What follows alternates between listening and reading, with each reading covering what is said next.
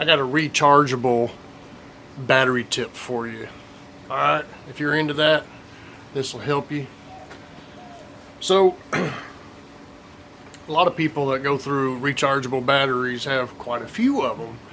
Bad part is you start using the same ones over and over and you leave some out of the loop. So what Papa does, I don't know, you're not going to be able to see that. This is number 4. So what I do, I number my batteries and then I use them in that order because it keeps them all charged and going good and keeps them rotating, if that makes sense. If you leave some out of the loop, they could go bad on you because you're not using them, utilizing them, you know? So I switch mine out. I get done with 4, I go pull 5.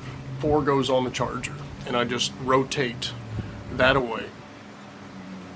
Also, let's say when I get to number 5, or I realize the battery didn't last as long as the others, I'm like, that's weird. I notate, that was number 5. Number 5 rotates back around. It's a little not keeping up with the others.